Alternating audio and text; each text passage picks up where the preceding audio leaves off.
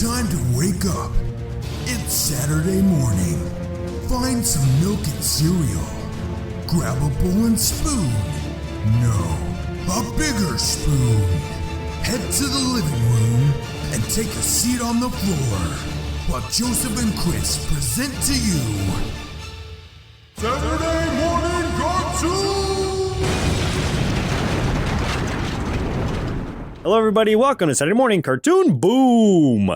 This is a show where we wake up with the Saturday morning sun, plop down on the floor with a big bowl of sugary cereal, and watch all your favorite cartoons, both old and new. I'm Joseph. And I'm Chris. And this morning we watched The Hollow. This was picked by me for birthday week. Yeah. Yeah. I saw it and I was just like, man, I need some creepy sci-fi stuff starring a group of kids, because Stranger Things just isn't long enough for me, or it doesn't come out quick enough.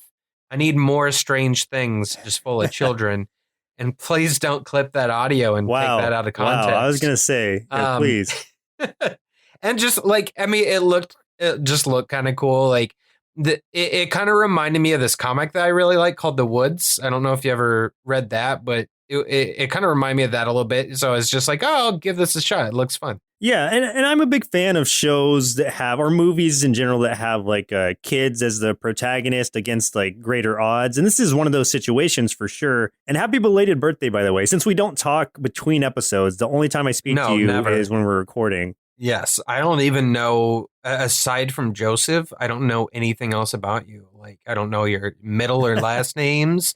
I don't know what you look like. I've never seen you. We are not friends. Yeah, I'm not even sure you're a guy. I mean, you could be a woman with a very deep voice. Could even be a child with a deep voice. I may be.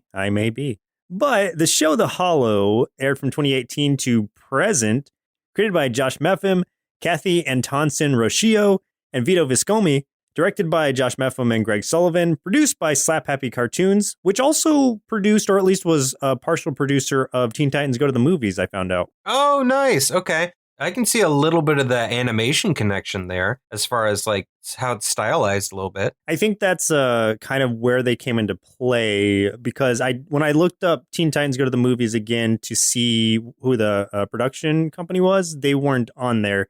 It was just on the Slap Happy Cartoons personal Wikipedia. I saw that they had some part in it. So I would assume it was animation. Yeah. And so far, this is one season, 10 episodes, airing on Netflix because it's a Netflix exclusive. For a short synopsis, 3 teen strangers awaken in a dangerous world and try to make sense of what connection they have to each other as they attempt to make it out alive. Specifically, they first wake up in a non-dangerous room that becomes a dangerous room that they escape into a dangerous world. Yeah, it's pretty much danger after danger. The way that it started off kind of reminded me of Saw, or even The Cube prior to that. I can see that, yeah. Except no one had to cut their legs off. Not yet. But I haven't seen all the episodes. So. So who were some of the actors who played in this show? So there's 3 main characters to this, as we said. The character Mira was voiced by Ashley Ball, who has done some work as Allura in Voltron Force. She was Mary Test in the cartoon Johnny Test. She is also Skaya and Rekka in Dino Trucks, and the voice of Rainbow Dash in lots of My Little Pony movies and shows. I don't think she's Rainbow Dash in the one that we watched. She might be, I don't know, because her name's familiar. But when I was scrolling through IMDb really, really fast, I saw her listed as My Little Pony with a bunch of other, there's always a colon and like 50 other words. Yeah. It's like friendship is magic is... Friendship is Apple Pony movie time. I don't know. The character of Kai was voiced by Connor Parnell, who was, his most notable thing was voicing the character of Silas Carlisle from Beyblade Burst. Like, do they... Wait, hold on. Need to call it Burst? So there was a continuation of Beyblade? It wasn't just Beyblade? Yeah, Beyblade Burst. All right. They're making a comeback, bro. You know what never had a cartoon that I wish had? Pogs. Like, where was our Pog cartoon? Right? When we needed it most. Oh, man. The closest thing we had was just Captain Caveman, who... and it's just that he kept ending up on Pogs for some reason. I don't know why, but, like, he didn't start that way. It just kind of became that. Captain Caveman, sponsored by Pogs. Lastly, the voice of Adam was Adrian Petru, who voiced Tony Stark in Iron Man Armored Adventures, and Shu Kurenai in Beyblade Burst. Oh no! And he was also Grin in The Dragon Prince. So there's our cast, but yes, more Beyblade, bro. You can't get away from the blades. Oh man, what scares me is that we're gonna have to watch it someday. I don't know if you could hear it, but when I said watch out for the blades, and I just did it again, I was dabbing. What scares me more than anything is like, what if we end up liking it? I don't want to like it. I already dislike my future self that might like Beyblades. Yeah. I feel like Beyblades have been around like how long? And I don't understand why they're still a thing. Because like, are they honestly, retro now? I don't think so, because like I know a friend of mine's kid just has tons of Beyblades, and all of his friends at school, I think he just turned 10. They're all playing with their Beyblades and stuff, which that sounds dirtier than I meant. But like, I don't get it, man.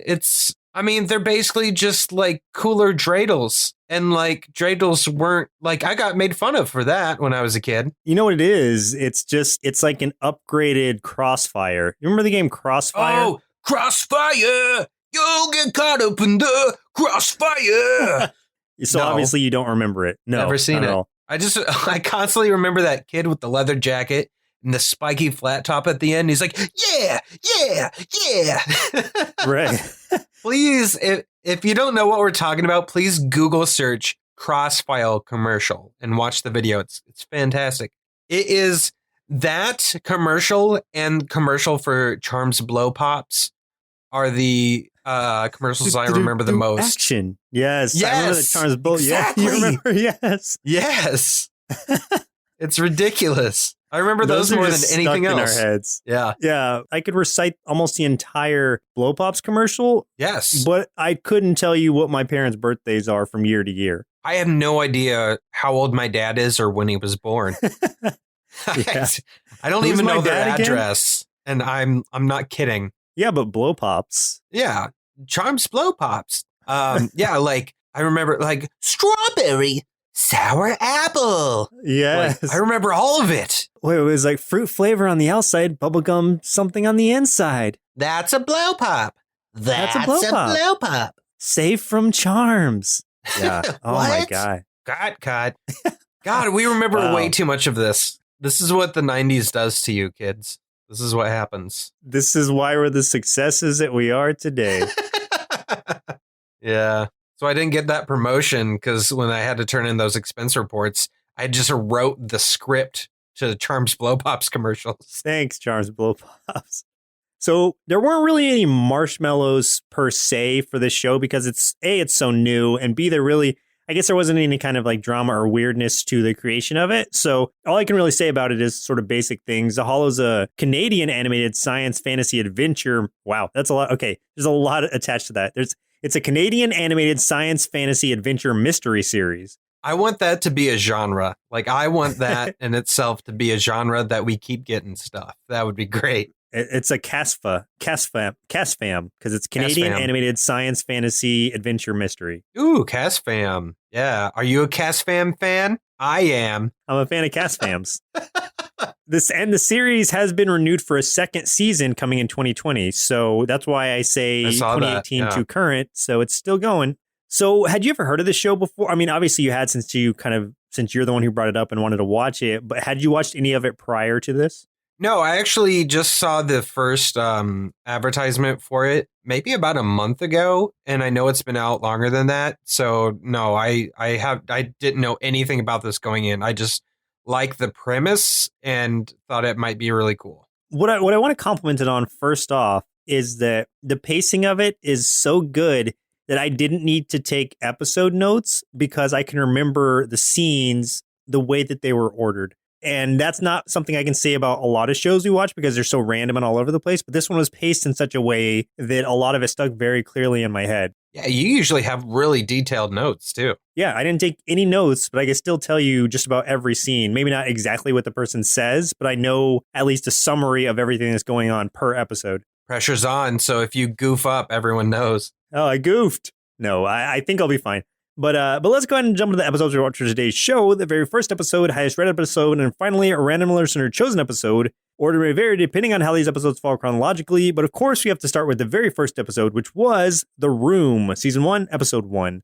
I mean, it's kind of like we were saying in the beginning. They wake up in a room with no memories of who they are, where they are, or who the other people are in there with them. Yeah. All that's there is it's a four-walled room with just these gray bricks and a typewriter. Just a single typewriter. So it's obvious they need to utilize that in some way, but they're not sure how, and they're still trying to figure everything out as they go. And a tiny little puppet on a tricycle comes out, and he's just like... No, wrong show, wrong movie. Do you like typewriters? Yeah, this is actually the prequel to Saw. Yeah. This was Scene. Yeah. God, that was a terrible joke. The worst. That would have been the sequel. Yeah, that doesn't even work. Just maybe God. Foresight? I don't know. They should have just thrown me in the room with a saw. So they wake up in this room. It's these three teenagers. There is the girl Mira, there is Adam, and there is Kai. And the only way that they know their names is because they are reaching in their pockets and find these pieces of paper with names on them. It's like it could be their names, could just be random names, but they're choosing to apply those names to themselves because they just have no idea otherwise. And it's interesting because they're even doubting each other. Like, how can you not know your own name? And then it's like, all right, well, what's your name? And they're like, oh, wait, I don't know either. Like, everybody's got in some sort of weird state of amnesia, or as Kai calls it, insomnia. They just have total amnesia. I think that's really, really interesting. They have no idea where they came from, how they got there. Like they have no recollection of anything before waking up in this room. But they do have very specific personalities to them. So like Adam is definitely like natural leader, kind of planning and stuff like that. Mira really quickly shows that she is intelligent, and she's got, I don't know, like, I don't know what to say, like good instincts about her. She's got good, like, puzzle solving skills. Yeah, she can solve puzzles and problems pretty well. And then, like, the other guy, Kai, I like when he first pulls his thing out because it's spelled Kai, and he's like, K?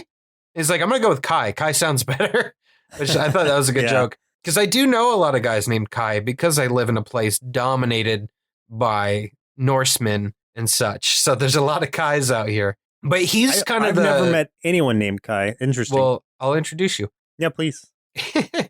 He's very, he's the comedy relief. He's the kind of the goofball, idiot, scaredy cat. He's the Shaggy of the group, if you will, with a little bit more attitude. At first, yeah. But I mean, even from the start, you can sense that, like, everybody's kind of finding out they have their own sort of thing to them. This is jumping ahead a tiny bit, but you still don't get to see what his is at first. You're like, how is this guy useful? Like, he has to have something, because we kind of find out in a little bit that they have some sort of abilities to them. Right. Adam has like super strength to some degree, or at least he has like a strength that's more than a normal teenager. And then we still at this point don't know what Mira's is yet either. But that one we kind of pick up along the way. And really, I don't even think it's till the second episode that we watched, which was episode 6, that we find out what Kai's was at all. Yeah, exactly. There's, I don't, it's odd the way that, and I'm going to be a little critical of this. I think the idea of them discovering that they have powers didn't feel very organic. It seemed very haphazard, and there didn't seem to be like, we meet some other characters later on that have very specific powers, like telekinesis, super speed, flight. Even Kai's is developed quite a bit better than the others when he does find out. But like Adam and Mira, it's very strange. Because, I mean, like we said, Adam, it turns out he's got like super strength, but also he's got like, I don't know, crazy athletic reflexes and things like that. Yeah, he's got like fighting ninja skills. Yeah. And then Mira, I mean, we find out good at puzzles, but also can talk to animals. We find out pretty quick because as soon as she helps him solve this puzzle using the typewriter to get out of the room, which is cool because I love escape rooms. So it was kind of like that sort of thing. She had to type turns out you had to type a very specific word to get out of that room. These bricks would pop out and they could climb it up through a vent and escape while this creepy green mist follows them around, which I assume was a mutant fart, but I don't have any scientific evidence to back it up. That's just what I want to have happened. We're just gonna confirm it here, here and now. Mutant fart. They get out and there's like an owl hooting because they end up in these woods, and she understands. Like, it's not like, I don't think she understands like a language per se, but she understands the owl's feelings and needs. Yeah, because she even describes it kind of like not as if she is understanding it as a translation, but more of like, I understand how it feels. It feels lonely, or this and that. And so, yeah, she's got those powers. But in addition to that, and this isn't something we see in, I don't think, any of the episodes we watched, she's also able to breathe underwater. And I think that she has like she's very fast underwater. She has some sort of like aquatic abilities. We just don't really get to see that utilized in the episodes we watch. I don't know. I feel like the powers of everybody else were very straightforward, and these two I feel like were really fumbled. And these are the first characters that we see that find they have powers in the first episode. And so like I didn't understand what they were trying to accomplish at first with this. Yeah, I mean, I could see where you're coming from, but at the same time, like, there's kind of a reason for it. Yeah, we kind of find out later a little bit, but yeah. I just didn't understand, and I was interested in the premise, but I was getting really confused here. So like, okay, well, what is this? What are they doing? Yeah. Now, what I did like though is when they get out, everything's just so strange. They find like an electric fence. It was weird there because I guess they now in retrospect, they did hint at Kai's powers because he touches the fence, gets shocked, but has no burn marks or anything like that. So that was interesting. And at first I was like, is his power that he just can't get hurt? I don't know. You really don't know from the first episode what Kai's powers are or really Mira's full extent. And even on top of that, like, Kai's powers are not just the ability that he has, but he's also a great like mechanic, supposedly. Well, not even supposedly. We do see to get that in practice. And again, that's just like the powers of being a good mechanic and the powers that he gets later, just they don't coincide very well. Like, I just don't understand it. No, well, it's whatever. Okay, let's look at it this way. I think that so Adam is probably a very athletic person already, and this is just kind of an enhancement to that. And then so Kai, I'm assuming he's just kind of a nerdy mechanic guy, as you know, at a standard. And then his powers are not that he's a great mechanic, it's that he is getting those powers that he gets, which we'll just go ahead and say, like, he gets some fire powers. And then Mira, same thing, like, maybe she's just really good at solving puzzles, like, she's very intuitive, but on top of that, now she can talk to animals and stuff. So I think it's just their natural abilities versus these added abilities that they're getting. Right. Yeah, I just felt like to me, it didn't feel very like straightforward, like the distinction between everything. But I don't know. I mean, I was still interested anyway. They did get out, they find a bunker, which was kind of interesting. Like that part, I was just like, okay, this is going to be cool. I like this. All those broken cages, that was pretty BA.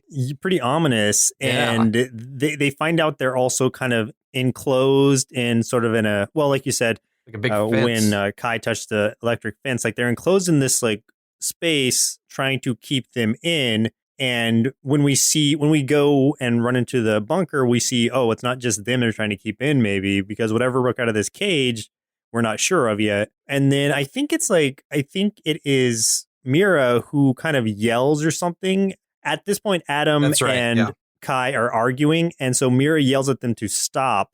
And she yells it so loud that we see the things that broke out of these cages, which are these like demon dogs. They're lizard dogs. Dog lizards. Yeah, they're basically like dragon dogs, and start like running towards the sound because they're vicious and angry and they're broken out of their cages. So whatever. So there's obviously some experimentation going on here, and we can presume at that point that maybe that's what's happening to these kids as well. Maybe they are some sort of experiment. At least that's what they're thinking. Now, what seemed weird to me, and I, in all honesty, I kind of liked and disliked this at first, like the very end of the episode. So they are running from the lizard dogs. They were able to find a switch to turn off the fence, which was sad because it was literally right next to the door. And they spent all that time in the bunker looking for a switch to turn off. They get through it. They close the door. They're running, almost run themselves off a cliff. The dogs get through or running at them. And then there's like, the best way to describe is there's hipster Thanos there, like this tall, skinny purple guy with a scarf. Yeah. And he's basically like, I don't know. I liked his character because he was very quirky and weird, but also really sinister. And he's basically gives him a deal and he's going to get them out of there. It's sort of like making a deal with the devil is what it seems like, because he's very ominous in the way that he's offering help. He's like, yeah, I can help you, but it's going to cost you. But we're not sure what the price is. Yeah. And I like when he did the say the magic word and he gets like really angry about it and they're just like, please. And he's like, okay. I think they thought it was going to be like some sort of secret thing. And the way that they label him throughout the 3 episodes we watched was that weird guy.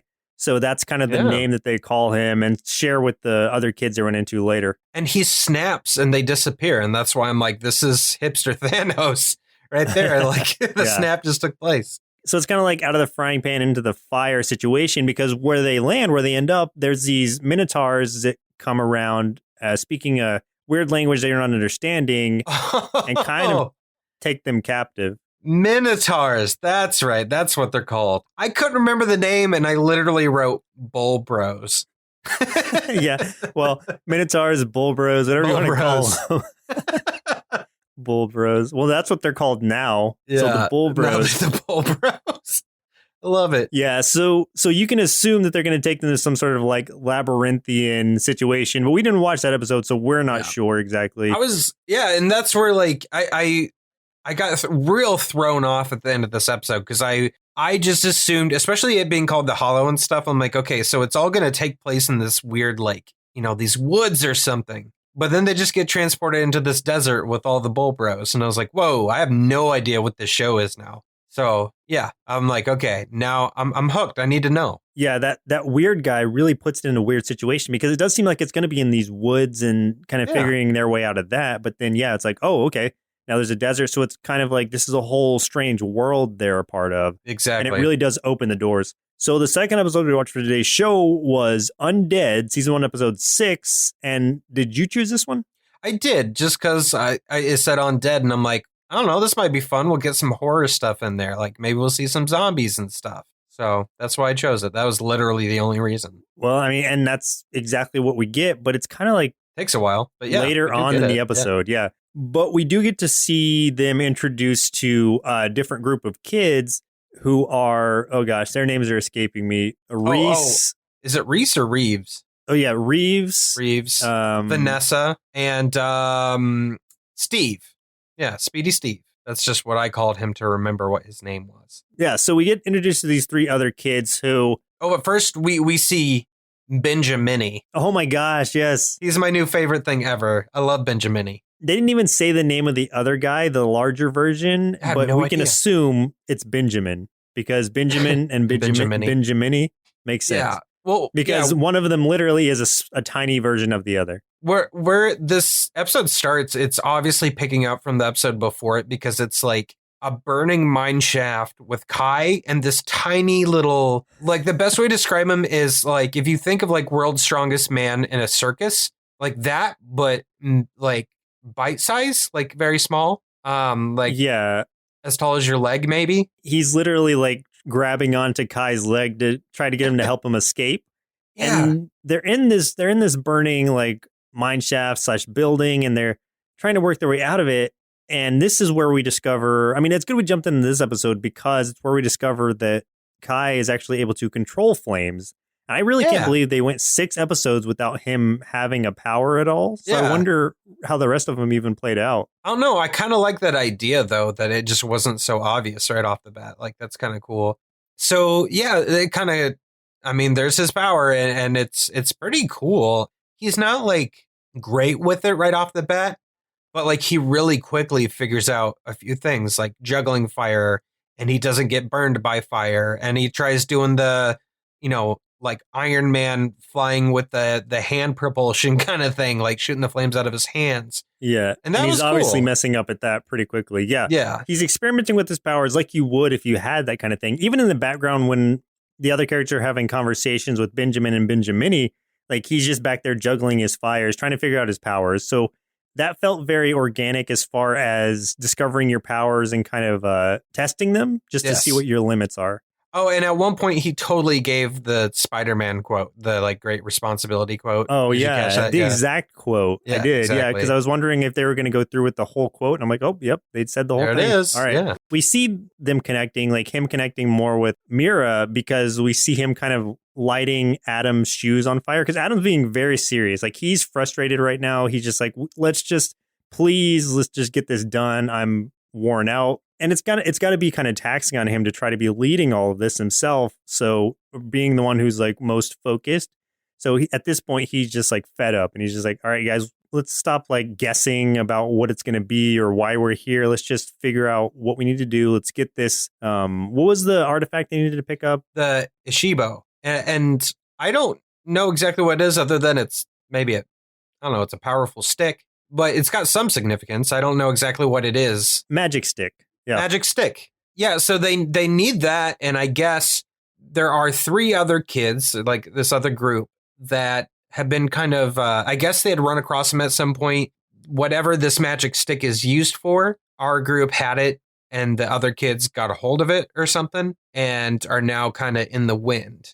And they are trying to catch up with those kids, or just trying to find the artifact at all or something. Well, at this point, they're just trying to find the artifact because apparently, and we didn't see any of this, there's this like ancient tree who has sent them after it and said like to escape or to be victorious or whatever, they need to go and retrieve this item and bring it back to her. So it's a fetch quest, but they are sort of competing with this other group. They're not trying to compete. And initially, it doesn't seem like the other group is either, but you can tell just by the way that their mannerisms are that they are not to be trusted. Oh, yeah, like these kids are total Hunger Games, man. Like, you know, they're like sizing them up like, I bet I could kill you. They basically, our group ends up in this, basically a ghost town, you know, like almost Old West, you know, nighttime, and there's a cemetery and this place is abandoned. They get into this house. And at first I'm like, oh, sweet ghosts, because they get slammed against the wall with a table floating through the air. No, that's exactly what I thought. Yeah. Yes. And then Reeve comes out and he's this kid. His eyes are all white and his hands outstretched. And it's just a kid. He's got telekinetic powers. So he's like them. And then he is flanked by Steve, who we find out has super speed and a sweet shirt. Like, I love the design on his shirt. That green shirt. His shirt was like that oozy skull. Yeah, it's like a skull that kind of looks like melting ice cream or something. It's pretty cool. Yeah. Then Vanessa, who is like, you know, I don't know, a Hot Topic girl. Yeah, she's a goth girl who can fly, but she's also very deceptive and good at manipulation, or at least in Kai's case, because he's attracted to her. And the exact kind of girl I would have crushed on at that age. So yeah, there we are. But they are talking about the Ishibo and stuff like that. And basically, there's kind of this conversation going, and I wasn't sure exactly what was happening at first because Vanessa was like, you know, the other two, especially Reeve. Reeve is the one that's like, I don't know, like he's the one that seems bloodthirsty. Like he seems like a psychopath. Like he's just looking at everyone like, I'm ready to murder everyone in this room and I can't wait to do it. And Steve's just kind of there and just kind of, I don't know, he's not doing much. Like you're not getting much out of him. And Vanessa is being very much like, you know, we could help each other and just get each other out of this situation and all kinds of stuff. And Kai's doing things trying to impress her because he's got a little bit of a crush instantly. Like who wouldn't? It's a goth girl. And he tries his little flying trick and she basically says, oh, well, that's my thing. I can fly. So I like this. There's actually a really kind of beautiful scene that goes on for a while of those two outside, like Vanessa holding onto him and them flying around and stuff, like past the moon. And there's this really pretty music going with it. And I just really liked how it was animated. And it was kind of like this really sweet, seemingly sweet scene with Vanessa and Kai, because it's like Kai is always just, he doesn't take things seriously. And now he's head over the heels for this girl. And it was nice. It was, but at the same time, like, you already kind of know, like, you can feel just by some of the the looks they were giving each other that something's not right, that Vanessa's manipulating him in some way. But even still, up until, they're flying together and they're talking about, let's see how close we can get to the moon. That's where it's like they start flying towards what looks like a large full moon and then just run right into it. Like, it's obviously an artificial thing, and I guess they couldn't judge their distance from it, so they just slam right into it.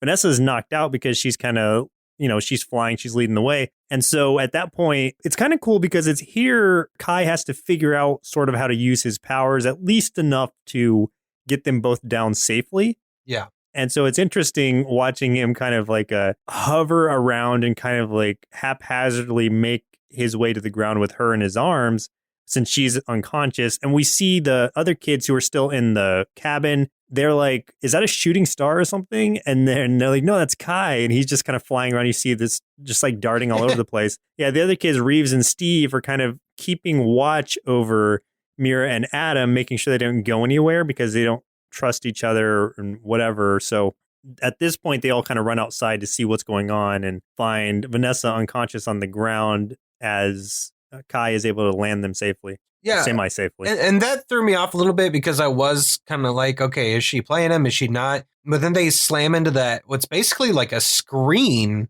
because when they hit it, it goes like staticky and stuff, which I was like, wow, weird. They're in some kind of screen dome, like Truman Show style or something. And she gets knocked out. And I'm like, okay, well, she didn't fake that. Like, she hit it hard and knocked out. So then I was thinking, well, maybe it's not a ploy. I don't know.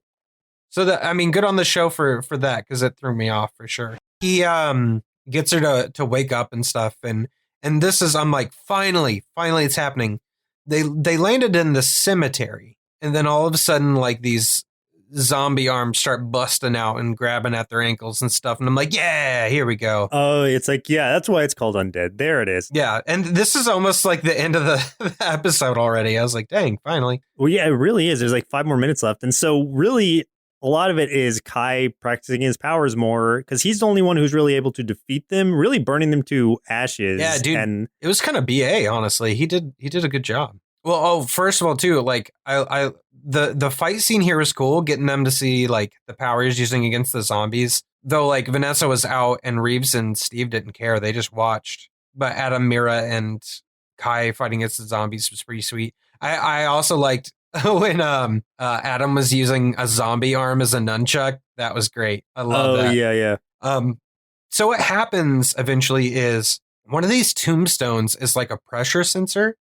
And I think it was Kai steps on it, and the ground opens up and it swallows up Adam and Mira. And then trying to get to them, he steps on another one and it closes back. So they're just lost underground, and Kai's freaking out and he's trying to dig his way down with his hands and he just can't do it. And we see, like, Vanessa is like trying to comfort him, and she's just like, come with us. Like, we can help each other. We'll do what we can to save them. And here's again where I was just like, I don't know which way this is going, because Reeves and Steve are kind of like, no way. Why would we do that? And she's like, shut up. Like, he just lost them and he can help us. He's coming with us. And I was like, oh, okay, maybe this is legit. Meanwhile, Mira and Adam end up in some kind of underground cavern, and there's like an old man in there. I'm assuming he's got some swords hidden there, and he's going to be like, it's dangerous to go alone. Take this. Yeah, so they land down there, and they're just trying to decide which direction to go when the old man walks out, and that's when the episode ends. It's like, I've been waiting. And the last episode we watched for today's show was Cocoon, season 1, episode 9, which was the highest rated episode. And this one, the friends land on an island full of mutant spider humans. Adam is not waking up from him being cold and weak and needs help, and time is running out. Wow, that is not written well. But it's all true. It's just written strangely. So yeah, the way we open up is on this island, this spider island, and Adam is like white as a ghost. Like, he is unconscious. We don't know what's wrong with him because we hadn't seen the prior episode, but they're just kind of dragging him around, and the spiders kind of wrap him up and start carrying him away. And the others are trying to defend against it, but their only offense would be Kai with this fire, and they kind of web his hands up immediately. Yeah. take him to some caves. My favorite part of this whole part of the episode is the guard, where the one spider lady tells him like to stand guard, and then she tries to leave and he blocks her and he's like, not me. And it's like, oh, sorry, it's my first day. I love it. What comes up later with him and Mira. Mira. Yeah. Or guard. I mean, dang. He deserves so much better than what he got. Poor guy. There is a reveal of what's actually going on. We won't share it, but I didn't really think of it, and I'm surprised that I didn't. So cool. There's a reason for everything. And we start seeing the fallout from that. And it kind of makes the situation that they're in way more desperate than we originally thought. Because, it really could end them. Or at least that's what they're afraid of. They don't know what's going to happen to them. So basically, the team gets split up a little bit. Adam's in a cocoon. Kai, he talks to this spider leader guy.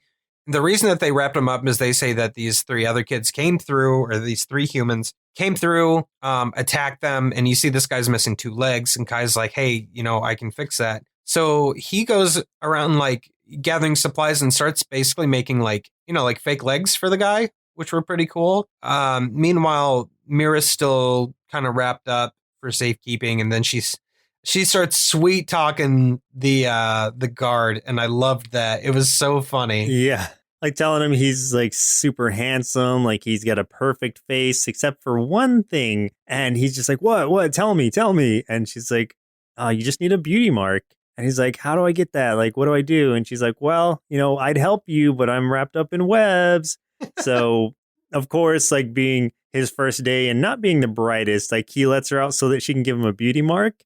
And she's like, all right, close your eyes and, bend your head down or whatever. And like, while he does that, she just grabs a giant rock. And I'm like, oh no. Yeah, just beats him with a rock. God. Yeah, it hits him over the head with the rock. They get let out from the spiders, and the spiders, I wasn't sure what was going to happen when the dude bit Adam, but I don't know, somehow that healed him. That was interesting. Yeah, it was some kind of like restorative venom of some sort. Yeah, it was special venom. I don't know. So I liked it though, because I liked that the spider people weren't actually like bad guys. Because that would have been a real, easy, like, oh, they're spider people. Of course they're the bad guys. But I like that. I like that they ended up helping them out and stuff, and they let him go. And yeah, it was just the impulsiveness of the previous group and just the mean-heartedness that really kind of made the spiders distrustful towards humans in general. Now, the best part of this episode and the bulk of it, I'd say, is when they leave this area, they end up in some woods again, kind of like where they were before, but they stumble upon the other group out there. And there's like basically like the big showdown that you're hoping to get happens, and it's great. I'm going to say this. I don't care that much for the look of the show. The designs are kind of like, okay. It reminds me of like early, I don't want to say early, but maybe mid-2000s Flash animation. Not crazy about it, but the choreography, I am talking about cartoons, so there's no choreographers. But I mean, they obviously had to choreograph how this fight's going to look, and I think they did a great job with that. Like, this was cool. Especially getting to see all the superpowers just going at it and how they would fight each other and stuff was really awesome. One thing I really appreciated about that, too, was that the main kids had a plan, and I kept waiting for it to, like, come to fruition. I was like, well, what's their ultimate plan? Because they kind of fudged it here. But no, they really did mess it up. Yeah. And so it didn't play out the way that they had intended it to. And that's just kind of atypical to most cartoons like that, because I was expecting it to it's like, oh, so they were playing the long game and this was their ultimate plan. But no, they had a very simple plan and it failed and they just ran with it. Yeah, it failed very quickly. So I thought I liked that a lot. Yeah, that was cool. I mean, there was just some real cool stuff, like Mira summons like just a crap ton of ravens to take Vanessa down, which was pretty awesome. Oh, yeah. Kai creates a fire tornado, which was really cool. Like, man, that was awesome. And we find out that was really the only way he was able to slow down Steve, because Steve, he's the Flash basically. So this fire vortex was the only way to reduce his speed and make him really touchable at all. Well, and I like here too that, I mean, we really see the personalities of everyone shine through here. Like, yes, he's a psychopath. He is just psychotic and would murder anybody. Vanessa is also kind of psycho. And so we definitely, if we didn't get her true colors in the episodes we did not see yet, we definitely got them here. And she still, even when like they were losing, she still tried to manipulate Kai and be like, I really do care about you and stuff. Like, that wasn't fake. And he's like, no, I'm not falling for it. But I also like that Steve, he's just like, man, like, this isn't worth it. And like, these two are crazy. I give up. Like, I'm out of here. Good luck. And he just dips out and he leaves Reeves and Vanessa behind. He was kind of the unfortunate side member who was just part of this malicious party. And he just kind of got stuck with them and wasn't really a bad guy so much. Yeah. And I liked that. I liked that one of them just kind of was just like, nope, this is dumb. Not worth it. I'm out. And they get the stick. They get their special stick. They get their magic stick. And then that's kind of what the episode closes out. Yeah. Well, Chris, it looks like it's about time we send our inner kids to help Kai, Mira, and Adam work their way out of this strange world they ended up in, while also maybe getting some cool superpowers along the way. Then see what they thought of The Hollow. This cartoon was pretty fun because there's like all these kids with superpowers and monsters. So I hope to wake up in a walled-off room someday, just like they did, but hopefully with a cute goth girl and totally OP powers like Reeves. So I gave this cartoon 3.5 bowls of dog lizard cereal out of 5. With an interesting premise, a cast of diverse, likable characters, and some cool monsters to boot, this show had so much potential. Now, I know I wasn't supposed to watch the last episode, but curiosity got the better of me, so I did, and it left me, I guess, sort of torn about how I feel about the show as a whole. Then again, maybe this is a situation where it really is more about the trip than the destination, so even knowing how Season 2 might end up, I'm still left curious to see how the ride unfolds. Overall, I'd give The Hollow 3.5 big bowls of Benjamin Bite cereal out of 5, and even with that divisive ending, I still think it's worth your time. Yeah, so I did watch the last episode, and I'm not going to say what happens, but I will say it's going to be very divisive. Would you say disappointing? Did you feel disappointed with it? Personally, yes. I don't know that everyone will. That's why I say divisive, because I think it's going to be one of those love or hate situations. Okay. Maybe not love. You're going to like it or you're not. It's not going to be like a... You won't love it, but you might not hate it. Yeah, that's kind of how I feel. Like, it's one of those where it's like, I think that I'll say it kind of cheapens it for me a little bit, and that's all I'm going to say. And you can figure out why by watching it. And, we didn't even reveal ultimately like kind of where it looked like it was going. So there's a lot to unfold there. And I do think, like I said, it's still worth your time. I think it's a really fun show. I'm just really curious about why they chose to end it that way. And ultimately how Season 2 is going to play out because of it. So you still would watch Season 2. Like, it was divisive, but you're curious enough to watch the next season? Yeah, because it's like, even just to know like where it could possibly go. Okay. I mean, I can make my assumptions, but really it's like knowing what I know. I'm really trying to keep this vague. Knowing what I know, I don't know if I would enjoy the trip as much as I did the first time around. Got it. Okay. Yeah. And it's not a time travel thing or anything like that. So don't read into the first time around at all. That's fine. But no, it's just like it's weird to me that they chose to go that direction, and maybe some people like it that way, but I'm wondering really, I don't know how they can move on with the Season 2. It's, and it kind of confirms a little bit of how I felt about the show. Like, I think it's cool. I think it's got a really great premise. Like, the idea of the show is fantastic. I'm really interested to see what happens, but the caveat for me is that, like, I mean, through pretty much every episode we watched, I felt that the writing was a little bit weak at times, especially that first episode where, like, I felt like they took so much time trying to just reiterate what kind of personalities the three characters have. Like, I just feel like that just kept happening over and over and over. And I was getting a little bored with that and the vagueness of their powers and things. I just feel like I honestly feel like this was a really great show with a great idea that didn't fully get developed in what I saw. So, I mean, that might kind of explain a little bit of your feelings towards the end of the season. That maybe it wasn't thought out the best, but I mean, who knows? Well, I really want you to watch the last episode so that you can talk to me about it. I will. Because I want to know what your opinion is of it and see if maybe it answers some of the questions or doubts you might have had about at least the first episode or whatever throughout the show. Yeah. See if it might, while it might answer some of those questions, you might have more following it. So Got it. that's why I want you to watch it so I can talk to you about it. But well, maybe we should record that and throw it on our Patreon as subscriber content. Hey, we do have a Patreon. Hey, we have a Patreon, patreon.com/nerdsloth. Go there and throw a few bucks our way and you'll get some extra content. There's some extra stuff up there now and we're planning more in the future because there's not a lot now, but there's still a bonus episode of SMCB that you will not have heard otherwise up there, and it's a great one, and it's hilarious, as well as some bonus content for some of our other shows. So there you go. But yeah, that'd be a lot of fun. I think we should do that. That would be great. Oh, we have an after show now. Yay. Finally, like the thing that no one's asking for, but we're offering it still. Hosted by Chris Hardwick. As all after shows should be. Yeah.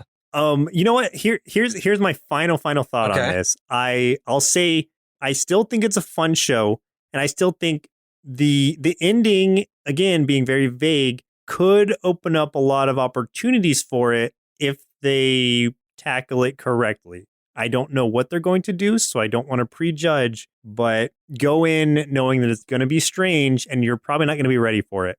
Yeah, okay, cool. I'll definitely check it out then. And before we go, we have 2 5-star reviews to read on Apple Podcasts. So thank you to anyone who has gone and given us a rating, whether it's 5 stars or not. We do appreciate the ratings, aside from those ones, but we'll take them. We'll take them out of all fairness. Yeah, probably. But, you know, I did want to say we do have 85 ratings total right now, and we are a 4.8 out of 5, and that's pretty dang good. Those are pretty good odds. So thank you, everyone that's contributed to that. And if you would like to support the show and not throw money to our Patreon, that is a really good way to do that, along with posting about the show on social media. Those are both fantastic ways to help us out. So please continue those things. But our first 5-star rating here is from Macaroni Princess, which is a great name. I love that. I love that. Says, is it Saturday yet? Long gone are the days of Saturday morning cartoons, but Chris and Joseph are 2 reasons to still look forward to every weekend. This podcast is about good friends visiting old and new animation from a variety of media, giving some tasty trivia marshmallows, and wrapping up with their 2 cents.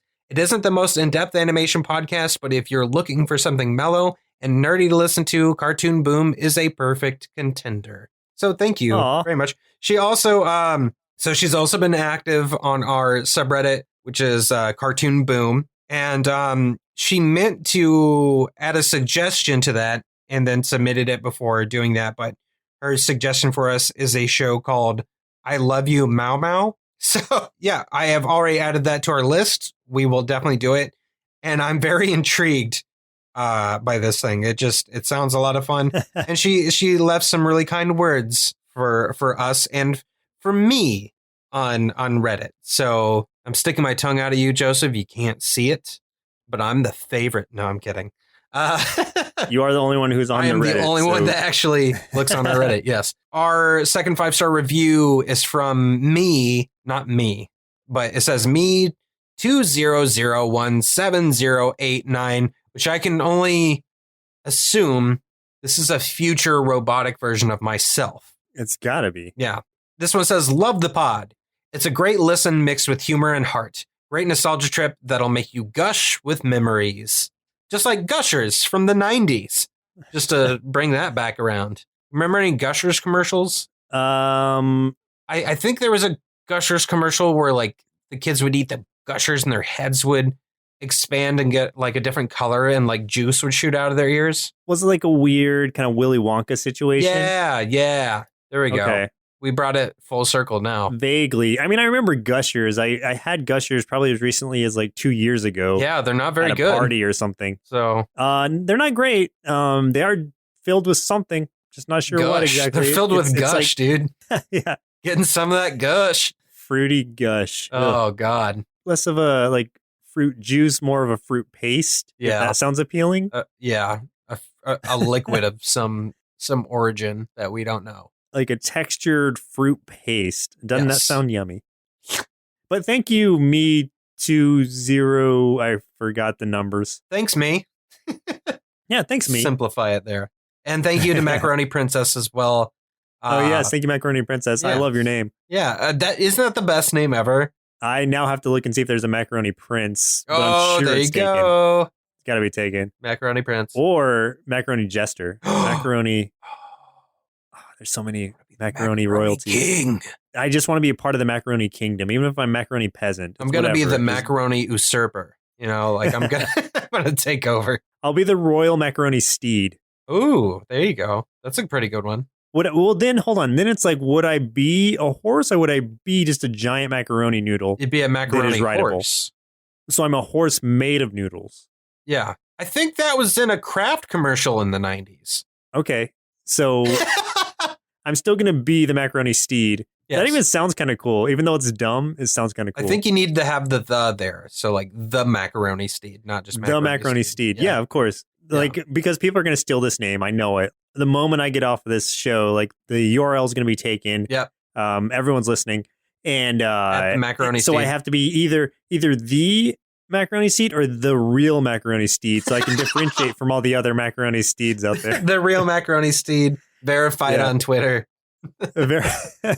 OG macaroni steed. Yeah. Love it.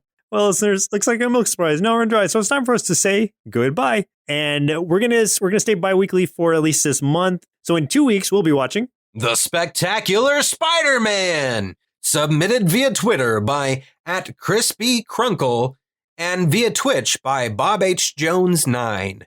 Oh man, Spectacular Spider-Man is such a good show. I know everybody's wanting us to watch the Spider-Mans, and this comes at a good time because we're still RIP-ing our boy Tom Holland in the MCU. Oh yeah. Sad. So much sad. Is it too soon?